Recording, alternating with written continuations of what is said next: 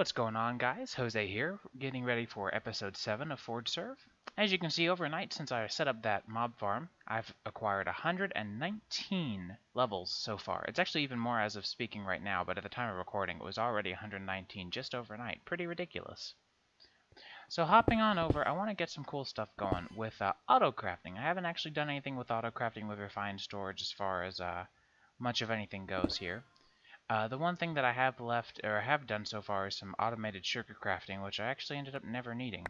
So I'm going to work on getting some stuff together here, and we will make a little area.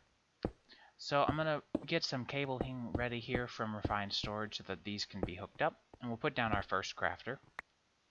And I've got about 10 of them being crafted right now, or working on crafting them right now, but there's a few things that I was still waiting on as far as processors go. At this point, I want to quickly set up a crafting system for the processors as well, so I'm just going to go ahead and use one of these stone storages. I like them because they don't have to have the top clear to open them, and they are a full solid block, so they're a little bit easier to work with if you ask me. The double storage version of these, though, however, do not work with piping for some reason. I'm not sure if I just messed something up or what, but I think it's safe to say they don't really work too well for me, at least here. So we'll go and get our processing pattern encoder here. The processing pattern encoder is what's going to allow us to set up custom recipes for machines that aren't just standard crafting. So you can see me grabbing the ingredients for all sorts of processors. And we'll go and get those made up in the processing pattern encoder and toss them in that crafter that I put down earlier, which is all set up and good to go.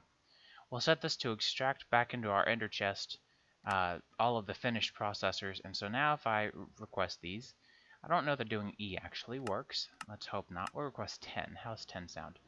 Once we finally get around to it, we got 1 already. And if we give it just a little bit more time, boom, it should be just about done. So while we were gone, I took a little break to clean up this area. I think it looks a lot better now. I like this flooring. Used some glowstone conduit facades here and there for lighting, and also because there was conduits going right where I would normally put a glowstone. So, might as well, especially because the solderers are not solid blocks, so they don't take up the light from that, or they don't block the light from that.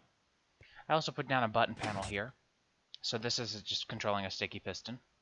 And I've got my last crafter being auto-crafted right now. It looks like it just finished, so we'll go ahead and take the last 2 of them that I had down, or crafting rather, and plop them down. And fill in this area just a little bit. I like to kind of keep things as full up as possible just to avoid mob spawning spaces, and mostly mob spawning. And you'll see that all of our crafters are hooked up. So I want to put some of these clear item frames on them so that we can see exactly what each crafter is crafting as far as some sort of category. So we'll do EnderIO and refined storage. I'm going to go ahead and grab an alloy smelter, get everything together for that. Because with an alloy smelter, I'd like to set up some auto crafting. Go ahead and teach it a few of these important EnderIO recipe items, because they'll be pretty good to have around. Wouldn't hurt. I'm going to go ahead and set up a piece of oak wood to resemble vanilla crafting recipes over here, because that is a pretty straightforward vanilla recipe.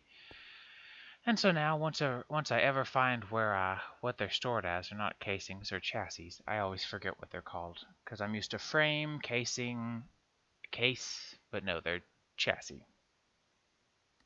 There it is, and you see it crafted up very quickly. So we'll go back to that alloy smelter that I was talking about. Go ahead and get some of the ingredients ready for this one as well. Grab my 3 furnaces, and boom, an alloy smelter. So we'll get started by putting it down, put a crafter in behind it with an importer on top. It doesn't have to be set up like this, but it just kind of worked out the way it was going here. Having the importer coming through the wall made it just kind of work. So we'll put power in through the bottom, slap the cabling through on there, and kind of get this thing set up here. Just missing a few things. So with cable in hand, we'll go ahead and put down the importer, set up the alloy smelter to receive from the back.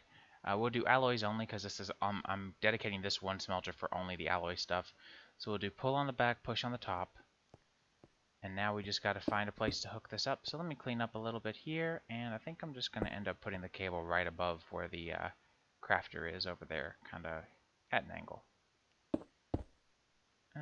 Okay, well, yeah. Let me get rid of that one, though. I don't need that one. Cool. So we'll go ahead and clean up this, fill this in like I tend to like to do. Toss down some laboratory blocks. And I actually ended up changing the look of this a little bit later, but it's more or less the same. Fill that little hole in there, too. It was kind of bothered me. I'm not really sure if I should do something different, a different block there or not. I kind of feel a little bit confused across there.